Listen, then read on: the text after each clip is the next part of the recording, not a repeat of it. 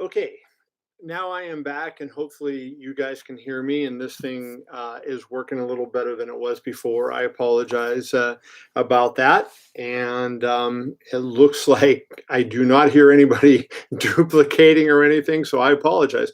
I'm not sure what the hell was going on there with that the last time, but it was going crazy.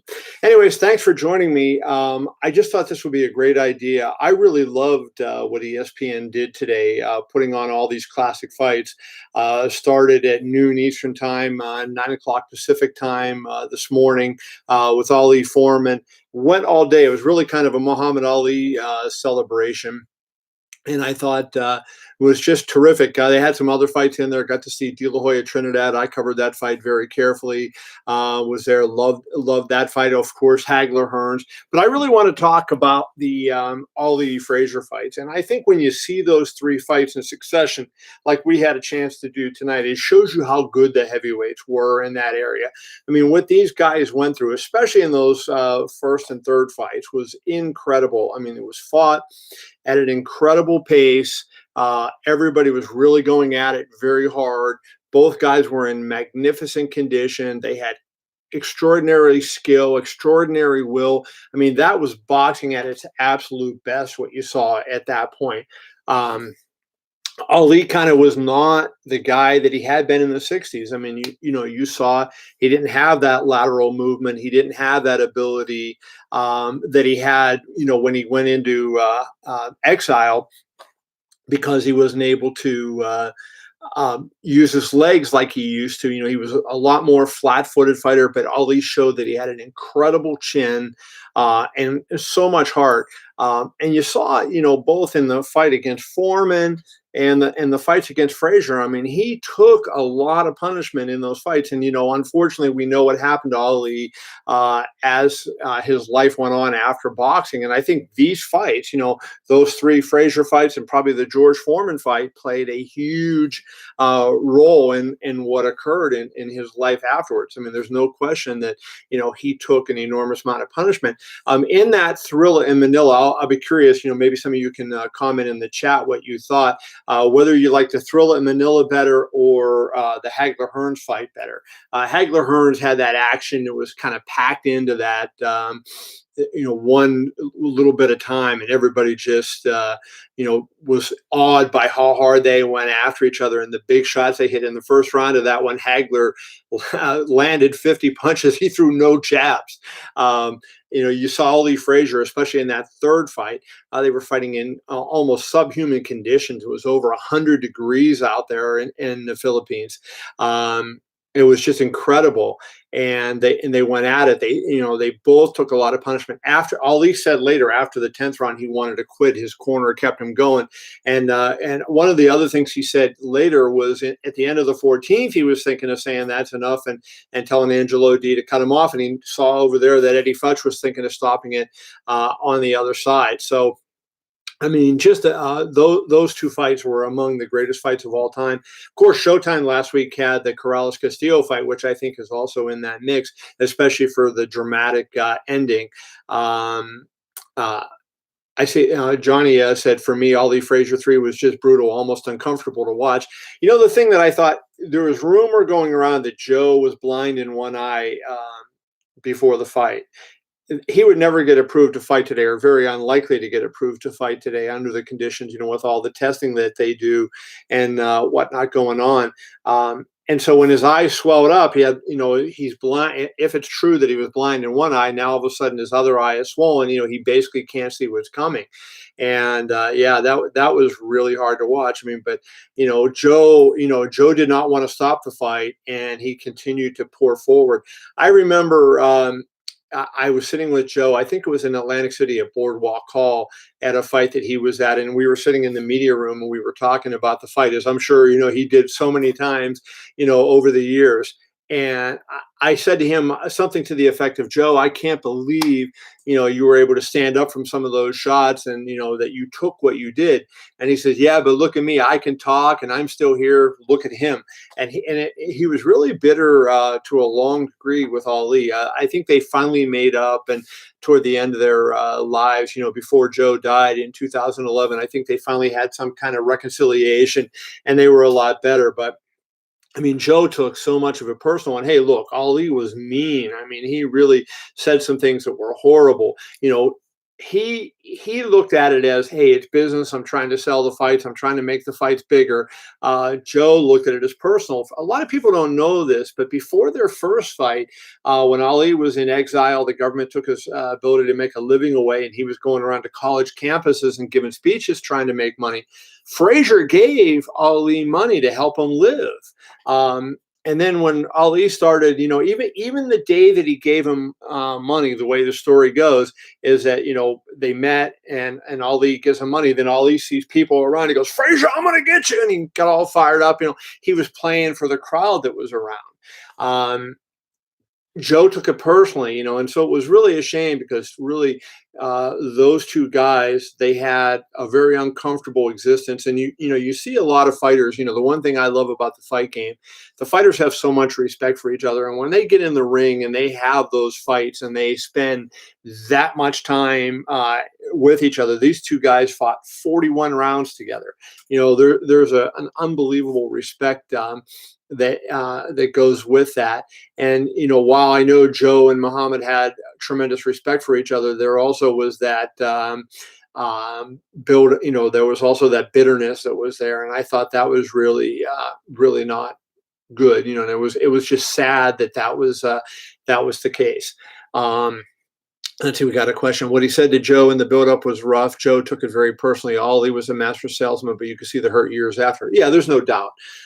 It was just Joe just did not understand what Muhammad was doing. And I think, somebody needed that was one thing. Ali was the boss. Ali, people forget. I mean, it's not, we can't even imagine a boxer being as popular now as Ali was then. I mean, Ali was arguably the most famous person on earth in the 70s. And that's not an exaggeration. And he was up there with the president and the Pope and all those kind of people. I mean, he was as big as there was in the world. I mean, he'd walk into Africa, they knew who he was. Anywhere in the world, they knew who he was, and people would, chant his name, and he would walk down the street.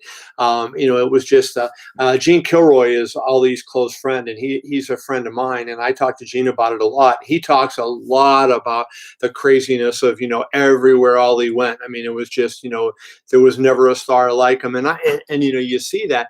So it's hard for somebody on Muhammad's team to talk to him, but I really wish that they had handled that differently, and that he had kind of backed off that and maybe realized what he was doing to Joe, because I think they were both good guys, and that was sad to see the way the relationship went. But their fights were just sensational. Let's see. I got a question here from Bernie. Would Ali have been better served taking another fight or more time between Bonavina and Frazier? Sure seems like a short turnaround. I agree with that. I think that Bernie, I think the time off took all these legs away from him. Most athletes are going to be at their best when they're in their 20s. Not everybody, and especially today, with all the training techniques, you can extend your career out into the 30s and sometimes even into the 40s, and you don't lose as much. But I mean, in those days, no question, the peak was probably 26, 27. And Ali lost those years. He wasn't able to box. So I think if he had taken one more fight, he came in, he had a 3-rounder with Jerry Quarry, and Quarry, as tough a guy as there ever was no pushover, certainly, and beat a lot of elite fighters. Ali beats him in 3, comes back, has the fight with Bonavina, where he goes 15, but Bonavina wasn't able to, kind of give him the kind of work that maybe he would have liked. I think if he would have taken one more fight there, Bernie, and just had I'm trying to think who a fighter of the time that might have been somebody that, not a Frazier, quality opponent. There weren't too many Joe Frazier opponents, but, somebody that could have pushed him a little more, he might have been more ready for Frazier. I thought, in that first fight, when you were watching the fight go on, I just thought Joe was in such unbelievable condition. And I commented on Twitter tonight, and I don't know if any of you guys comment in the chat there if you agree. I thought Frazier, you could see a very distinct difference in his body from fight 1 to fight 2. In the first fight, I mean, he was so lean and he had the definition and he was able to explode. And, Joe, that was a big thing. He would explode into those hooks. And, he had so much torque behind them and they were powerful. And, he was able to get underneath all these punches and get inside. And then he just threw those hooks that were merciless to the body. And I thought in the second fight, he was squarer and had, I mean, not that he wasn't in great shape. I mean, look at me talking about somebody, but he wasn't the same that he was in fight one, where he just, really obviously had pushed himself. And of course, Joe was 3 years younger, and Joe was coming off that loss to Big George Foreman. I mean, he had gotten pummeled by Foreman, knocked down 6 times. He got knocked up in the air off his feet on one of the knockdowns. I mean, it was really crazy.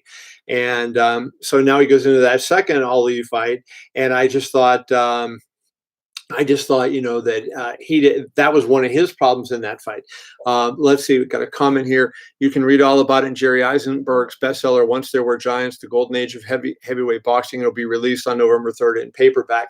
Yeah, Jerry Eisenberg, one of the greatest sports writers of all time. If you want to check that out, I would definitely do it. Jerry, good friends with Muhammad, a lot of insightful stories, and I would definitely check that book out.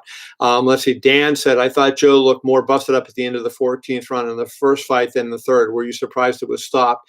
No, I wasn't surprised, Dan. I mentioned earlier that the rumor is that Joe was blind in one eye before the second fight. It was over 100 degrees in Manila that day. He was sapped, wasn't moving as good. His eyes were both up, they were slits. He couldn't see. And as I said before, if he is blind in the one eye and now the other one, he's got no or limited vision, he can't really defend himself. And Eddie Futch, in my mind, the greatest trainer of all time. I got to meet Eddie right when I first moved to Vegas. And Bruce Trampler, and I always like to go down these rabbit holes, but Bruce Trampler, the Hall of Fame matchmaker at Top Rank, he saw me talking to Eddie one day, and later he said, Eddie seems to like you, and if you want to learn about boxing, the one thing to do is to spend time with Eddie Futch, because nobody knows more about boxing than he does. And so I went up to him and I said, Mr. Futch, is it okay if I come over and, watch you work here and just, spend some time at the gym? So he said, yeah. So he had great fighters. He also had some, less than great fighters. And he said, but yeah, come over whenever you want. He goes, and don't call me Mr. Futch. And so I went over and I spent a lot of time with him in the last 10 years of his life. And I learned a lot about boxing from Eddie Futch. And Eddie had such a big heart. He cared about his fighters. And I just think that, he made the right call to stop it. And I think, they would have, if the eye was the same in the first fight, I think they were slits in the first fight, but he could still see. The second fight, I think his vision was impaired, Dan. Let's see. Jake said, can you imagine if this trilogy would take place today with all the social media buy rates and state-of-the-art technology? Yeah, oh yeah, no doubt. I said on Twitter before, and some people rip me, but I believe it. I said, I think it would have done 10 million on pay-per-view. I mean, Ali was arguably the biggest, most famous person on earth. Frazier wasn't all that far behind because of his relationship with Ali. And, just the amount of publicity that fight would have gotten. I mean, look at it got in New York. I mean, literally the world stopped for that first fight on March 8th, 1971. Everybody was there. Somebody on Twitter told me a great story tonight. I did not know this, so I don't want to swear that it's true, but I think, it seems to be true. He said a story that, Frank Sinatra, and this is true. Frank Sinatra was a credentialed photographer for Life magazine. And Michael Dolan told me this, and I hope he doesn't mind that I think he put it public, so it wouldn't really matter. But he said that Sinatra went into the office of the photographer at the Garden and he put his camera on the guy's desk and he said, hey, I'm credentialed for the fight. Can you show me how to use this thing? So even somebody like Frank Sinatra, who was as big as there was at the time, he had to figure out a way to get into the fight. So he shot it as a photographer. But I agree with you, Jake. I mean, I think it would have done just a monstrous buy rate. And as big as Pacquiao and Mayweather did, and they did 4.6 million, I just think it would have gone, way beyond that. Ali being the biggest of all, the way that fight would have been promoted. It was heavyweights. I think it would have been a massive fight. Got another question from Jefferton here. Let me see what he says. Why do so many boxing experts overlook how good Ali looked in the second fight? He danced when it was necessary, and when Frazier closed the distance, Ali smothered him in the clinch. I don't think people are overlooking him. I think that what you're seeing, Jefferton, is there wasn't as much drama in that fight. The first fight, was the biggest fight because it was the first time they fought. They were two undefeated heavyweight champions, both in their prime. Nobody knew what the outcome was going to be, and it turns out to be this great fight. And then there was the momentum swing in that fight. Ali's looking good early, and then Frazier comes on, and his body work starts to take the toll, and the big knockdown. The last fight, was just the subhuman conditions, 100+ degrees. It was humid. Frazier blind in one eye. They're going at it. So I think the second fight, which was an excellent fight, and Ali fought a tremendous thing. I think people were going, the drama wasn't there. Frazier never was able to get that big rally going. He fought hard, but you never were thinking when you watched that fight that Frazier is going to win this fight. Frazier's going to take the fight over. But I think when you watch the first fight and the third fight, you never knew, the momentum would shift. You say, okay, Ali has this, and then here comes Frazier. Now Frazier's got it. Here comes Ali. That was missing, and I think that's what you saw, Jefferton, in that middle fight. And I think that's what the criticism, well, not criticism, but that's why you don't see the praise lavished on Muhammad for his performance there. But I agree with you. I think he looked tremendous. He would have beaten anybody on that night. Let's see. A couple other questions here. Do you feel today's showcase helps maybe today's younger social media boxing experts realize how special Ali and Joe were, not to mention the likes of Norton and Lau, to mention a few? I said that at the top, Johnny. I think that shows how good boxing was back in the day. Guys today might be better athletes and might be in better condition because of all the technology that we have. But I think, they fought more then, and there was better competition. I think it really, and I think it shows something, what really elite good fighters are. So yeah, I agree with you. And I think, that maybe people understand. You think of some of how great these fighters were. Think back in the time that Ali was there, how many amazing fighters there were. And then you go into the 80s and, Larry Holmes and all that. And then in the 90s, the group, so but back in the 70s, my Lord, they were so good. And let's see, Muhammad said, if you're willing to discuss some MMA, I'd like to hear your comment about whether 249 could happen in May and if Tony's unnecessary weight cut will affect his performance. I want to keep it mostly about boxing, but I'll answer that question, Muhammad. I do think it's going to happen on May 9th. And the reason I think it is there's, in Florida being the best case, there are governors now that are opening their states up. Florida declared pro wrestling essential. I think they'll be able to put the fight there without the political opposition. I think the reason ESPN backed out of the first fight when it was scheduled for tonight at Tachi Palace, they got pressure from the governor of California and from the Senator Dianne Feinstein, put pressure on Disney to ask the UFC not to do it. So Dana White said, yes, that's not going to happen this time around. The governor in Florida, the senators in Florida will be behind the event. So I don't think you're going to see the kind of pressure that you saw there. So that's why it was in. So anyways, let's see what else we have. You're welcome, Jefferson. I'm happy to answer it. Any more questions? I'm happy to answer those. Jake said ESPN should have aired Inoki versus Ali to remember what. Oh yeah, please don't do that to us. If people don't remember, Antonio Inoki was a pro wrestler. But he was kind of a guy that was a real fighter too, grappler, had martial arts background. But, a lot of the Japanese fighters, that even Sakuraba was a Japanese MMA fighter, but he did pro wrestling. A lot of the pro wrestlers had martial arts backgrounds back in the day. And Inoki was one of the guys that did. And when he fought Ali, he actually got down in that crab-like and he was kicking at his legs and he broke his blood vessels. But it was an awful thing to watch. I remember being there, and I think not there at the fight, but I watched it on closed circuit. I was a junior in high school. And I think the best part about it was when Andre the Giant threw Chuck Wepner into, what was it, the second or third row at Shea Stadium. Then everything was downhill after that. But what a memorable event that was. Ali, that's the thing about Ali. He did everything. You go on your YouTube and look, and you'll see, Ali was on the Dick Cavett show, and he was on the Tonight Show, and HBO has a good piece with Ali and was it David Frost. There was so much out there, and Ali was everywhere, and he was the biggest star there was, but he loved to do media, he loved to talk, and he traveled the world. There's a piece where he's on a talk show sitting there for an hour in England just talking to the fans and answering questions, and that's what made him so big. He was a great athlete, he was extraordinarily charismatic, but he was so willing to promote and talk to people, and that's what made him so unique. And he was never off, and he always was ready for the crowd. The first time I met him, this is a kind of a personal story, and I'll never forget this. I started covering boxing when I was in college. I got my first full-time job as a sports writer while I was still in college. And so I was covering local small shows, but Ali retired in 1980, so I never covered any of his fights. So I didn't get to meet him till later in his career. And on the day that I met him, I was going into a building, and it was for an athletic commission meeting, and I was kind of late, on the way in.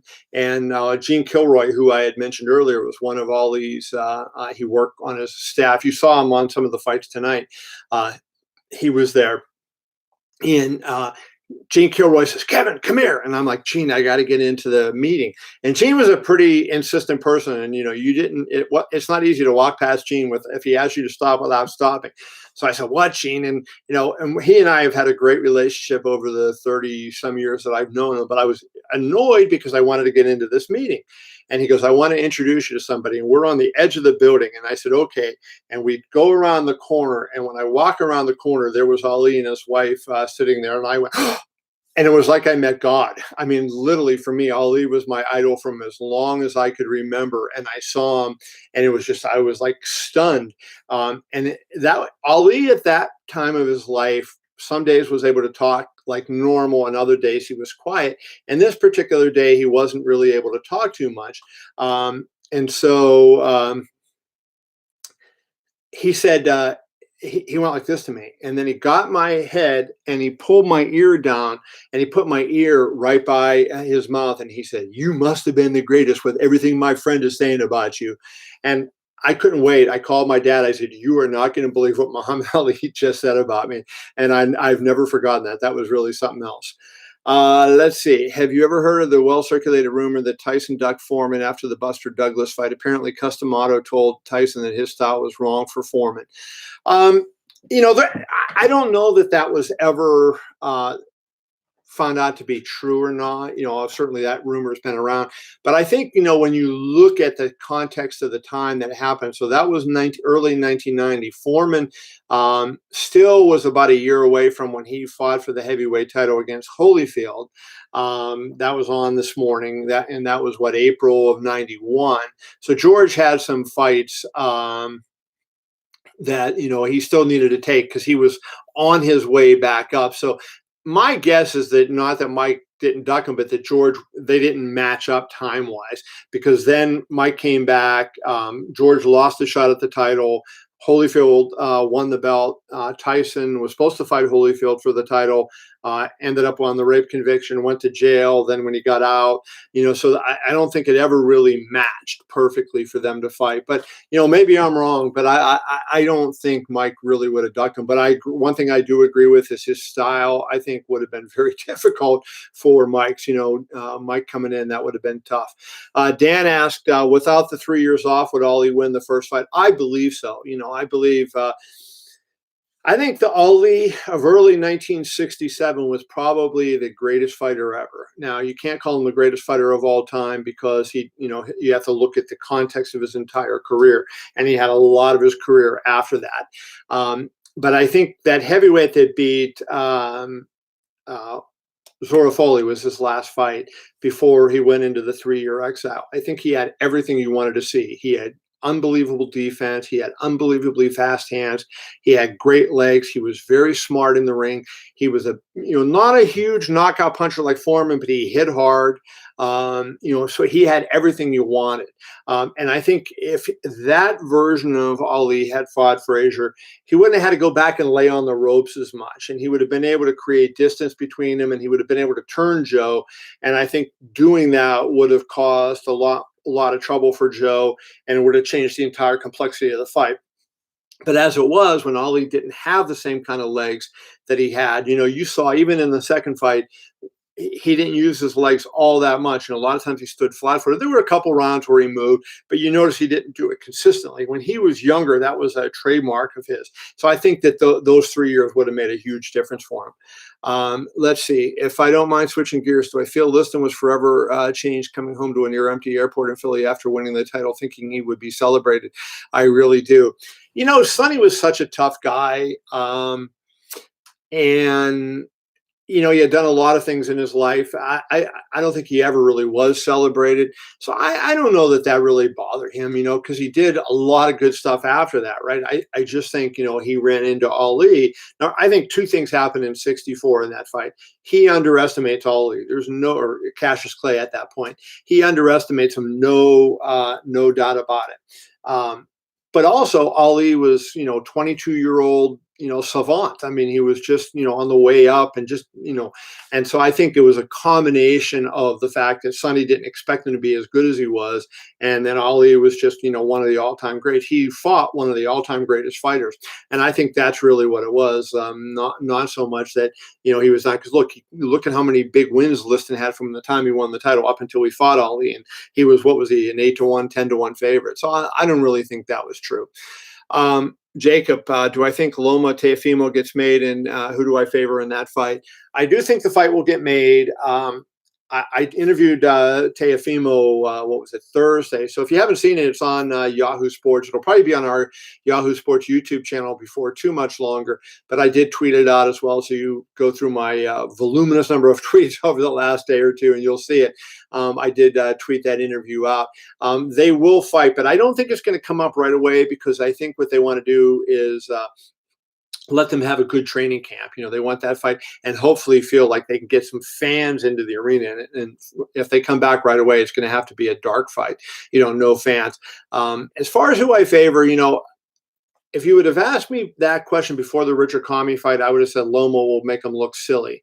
I still favor Loma now, but I think Teo has got, everything that I thought going on into prior to the fight with Comey. And he's got that confidence, and he's bigger, and he's got the big punch. And so I think Teo has the ability to win that fight. I think it's going to be a heck of a fight. I can't wait to see it. And I'll say this, the longer it goes, I think the longer we wait, the more that'll favor Teo, because I think Lomachenko's footwork and a timing guy, and, he's going to be off. He hasn't fought since August. And, when you're used to fighting on a regular and all of a sudden you don't fight, I think that hurts you. So I think the longer we go, the more it'll help Teofimo. Next one. Ali was coming off victory in the second fight against Frazier. Why was he such a huge underdog heading into the Foreman fight? Was Foreman thought to be so much better than both? Well, if you saw what Foreman had been doing, let me just pull his record up here. But he had knocked Frazier down 6 times in Jamaica to win the title. Then it was his first offense. I think his first offense, if I'm not mistaken, was against Kenny Norton. I'm just pulling it up here now. And he knocked Norton out, and maybe it was Joe Roman. Let me see. Yeah, so he beat Joe Roman, and then he beats Kenny Norton in the second round. So, he knocks Joe Frazier down that many times, Bernie. As I mentioned, he knocked him up in the air off his feet. And then he goes and he destroys Norton. And you look at it and you say, Norton had beaten Ali. Frazier had given Ali, these 2 incredible fights. And I think, when the odds makers look and they go, the public's going to look at Foreman and just look at those, Norton beat Frazier, Norton beat Ali, Foreman beat Norton in 2 rounds. Frazier and Ali split, but they were life and death fights, and Foreman beat Frazier in 2 rounds. And I think the bookmakers figured the public would say oh, George is going to blow him out and just bet on him. But and I think that was the consensus of most of the writers. There were some writers that picked Ali, but most of the writers of the era were picking Foreman to win. I think George was so big and he was at his peak and he was so fearsome. One of the biggest punchers of all time. That I think that's what was going on there.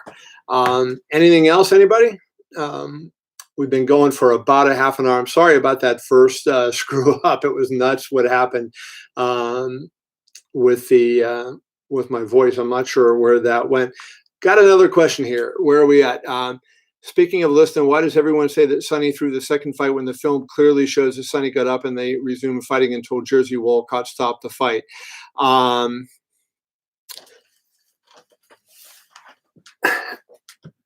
I just think that people feel like he wasn't hit by a shot. So I think that's why they think, because even though he got up, the fight was, the referee, the champion, what was his name?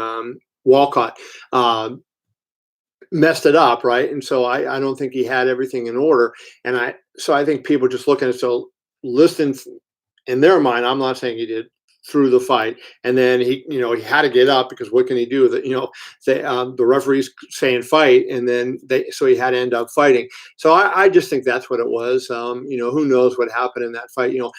I tend to not be a conspiracy theorist, and I like to believe that something happened and a punch landed. But boy, I'll tell you what, that was something else. Let's see. Where are we at here? Who did I score round 1 for in Hagler and Hearns? Well, I didn't actually score it, so I don't know. Like when I watched it today, I think I probably would have given it to Hagler. They both hurt each other, but I thought Hagler landed some really punishing blows. Hearns came out really fast, and then Hagler came on. I think Hagler probably landed the bigger punches in that, but I mean, it was really it was really amazing. Let's see, Edward Erland, excuse me. When boxing restarts, what is more likely? Bigger fights get made to make up for lost time and lost earnings, or tune-ups to get fighters back in shape and get their timing back?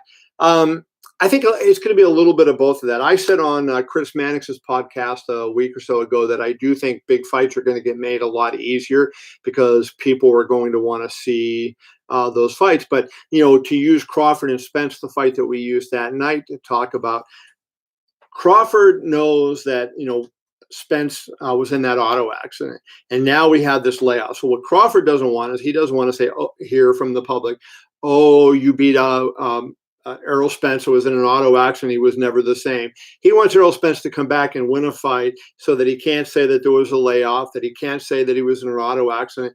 And then when he fights him and he believes he'll beat him, that's what it's going to be. But I think the trend is going to be, you're going to see the big fights get made quicker, because there's going to be so much competition, because everything's going to get put into a condensed period of time. And to get the media's attention, to get television's attention, to get the fans' attention, you're going to need to make the big fights. So that's what I think will happen there. Next one, a former bookmaker who is no longer working made Tyson 25-1 or so. Odds makers do make major mistakes. Foreman was a wrecking ball, but a huge error in that line. Yeah, Lou Duva won. I forget what he bet, but I think he won 25,000 on the Holyfield Tyson one. He made a huge bet and won 25,000. So yeah, the mistakes get made in the lines, especially when you have some of the really big stars like a Tyson. That's why they don't do it that much anymore. Back in the early 90s, there were some bad lines. The Minnesota Twins and Atlanta Braves were both 100-1 to win. What year was that? 91, to win the pennant. And so they went to the World Series against each other. Tyson was 42-1. So, they don't make those big numbers anymore like they used to. Let's see. What do I consider to be Ali's most significant victory? I think number one is Foreman. Number two is the Thrilla in Manila with Frazier. I don't think there's any question about that. Against Foreman, he's going what we were just talking about, against overwhelming odds, against a knockout doubt Ali was perceived to be on the downside of his career, was not the fast, wasn't the butterfly type guy he was, and goes in and fights an Olympic gold medalist who was knocking everybody out, decimated Joe Frazier, a Hall of Famer, decimated Ken Norton, a Hall of Famer, just looked fearsome. I think that's his number one victory. And then I think the thrill in Manila, the gut check, he wanted to quit several times in that fight because it was so unbearable. Frazier was so tough, the heat and, everything that was going on. I think those were his two. I would say probably number three would be his first win over Liston, but I think that was his peak, and or as he was on his peak. And, I think the Foreman fight exceeds that one. So that would be my answer. Let's see. Watching Holyfield Foreman today, amazing how great of a career Evander had, first at cruiserweight, then at heavyweight. He fought everyone. Yeah, there's no doubt. I mean, Holyfield was a slam dunk Hall of Famer, fought everybody. And, anybody who doubted him in heavyweight, you forgot his Michael Dokes fight. I mean, Michael Dynamite Dokes was a good heavyweight with a big punch. And I know Dokes had some trouble and had, some drug problems and that kind of thing. But Dokes was a really good heavyweight, and Holyfield went up there and beat him in an impressive victory. And I think he showed that, he was fighting at a time there were good cruiserweights, and he, handled the cruiserweights, became the undisputed cruiserweight champion, and went on to become the undisputed heavyweight champ. He stayed on a little too long, no question about it. But, that doesn't take away from the fact that he fought everybody and was one of the greats to ever do it. Let's see what's next. Do I think Richard Steele made the correct call in stopping Chavez Taylor? I do. And I'll tell you why I believe that. Richard, as the referee, felt that Chavez was in danger. I mean, that Taylor was in danger, and that he could be seriously injured or worse if he let the fight go another 10 or 15 seconds. And all it takes is one punch in those situations. You've taken 12 rounds of punishment, and, nobody knows better than the referee. And even if he's wrong, as we look at, and we've seen these fighters pass away, we would rather stop the fight one punch too early than one punch too late. So I do think Richard made the right call. So that is my thought there. Question: Diaz versus McGregor trilogy and DC versus Stipe trilogy will both be legendary. I agree. I hope they both happen. I'm not so sure we will see Diaz versus McGregor. It would be big if it happened. I don't think we will see that. Diaz doesn't seem to be interested in that particular fight, but money talks, and we could see it. Stipe versus DC, though, I think we will see. Anybody else have any other questions, or should I wrap this puppy up? And again, I am sorry for the a little problem at the start of this where we had to change the stream. But anybody else? All right, guys. I will wrap this up. I appreciate you. It's been fun. And follow me on Twitter at Kevin I if you're not already. And I look forward to chatting about the fights with you soon. Check out all my stuff on Yahoo Sports. See you soon.